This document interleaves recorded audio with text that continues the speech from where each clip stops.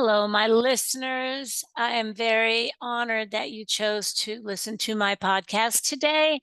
And I believe strongly that you are a disciplined person. I believe that people are disciplined to be motivated to reach the things, the goals, the emotions that they desire. So when you are disciplined, when you know that you have to go and do certain things to attain a certain goal, how do we stay on that path? That to me is the real key to the subject that I'm speaking of today, which is the subject of discipline. And we all have a different system for it. I think the recognition of knowing that discipline is the key to success is the starting point. You can work backwards, re-engineer from the word discipline. Maybe we can use an example that is as delightful as wanting to have a fitter body. Let's just say you want to increase your body image by 1% because summer's coming. And you know that that needs to be with, you know, hydration. It means to more exercise, going out and walking, and every day just doing a little bit to attain that goal. And by the time summer gets here, chances are high you will have reached that goal. Let's take another goal of something in your business. You want to change, you want to increase the revenue of your company and your position, whether you're the CEO, you're on the sales team, you're in the finance department, or you're in the operations department. The goal is to increase the revenue for your company. So that is the end game. Now work backwards from there. So the step before the revenue increase is the solution that came about that worked.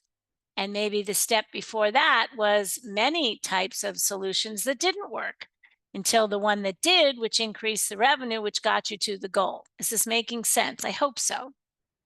Because I believe re-engineering something from the place of the goal, the emotion, the motivation that got you your why is the easiest way to understand how to be disciplined because it brings you the joy.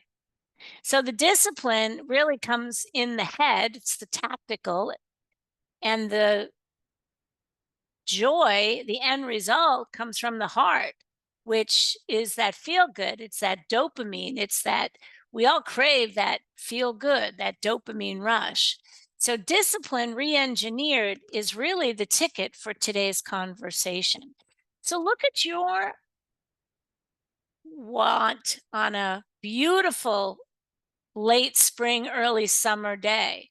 What is something that would bring you tremendous joy? You would feel good about that end result. What is that?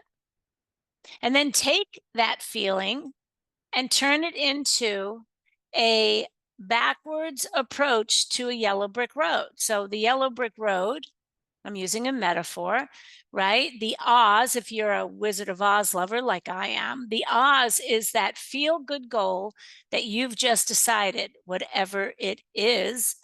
And then just go backwards on that yellow brick road to where you are today.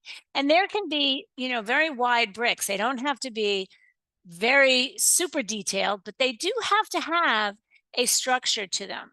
This step, then this step. Well, if like I said, the feel good joy of having that financial goal for the growth of a company and that last solution that worked, that achieved that financial growth. Now, I didn't say how much growth, I just said growth, increase in revenue. So if it was from 100 to 200 or 100,000 to 200,000, right? But that last solution or solutions that attained that growth was the step closest to that solution. The one before that probably had some ideas in it that didn't provide solutions for growth. So you kind of dumped them out. And then prior to that, there might have been a whole lot of feelings about why it would work or why it wouldn't. And before that, you might have had to think of the team of people that needed to be involved long before you got to the solutions. So I'm hoping that you can paint this picture. It is a picture of reverse engineering, which I am a huge proponent of. And I will say this, coming from a place of mentorship, in high levels in any organization, the visionaries, that's where it starts. They start with the vision and work backwards. It's not A to B, B to C, C to D. It's Z, the end result, and then putting in the pieces that are needed between where you are now and that end result to where you're going. People that tend to be in the middle of an organization, uh, sometimes they don't feel like they have a lot of power. They may not be the people that are actually doing the legwork, but they're also not the people that are maybe instituting the structure. If you're an entrepreneur and you have to do all of these things, then I highly recommend re-engineering so that you see that vision so that you can keep. Takes a tremendous amount of energy to reach goals, especially if you're doing it alone. And a lot of entrepreneurs are out there by themselves.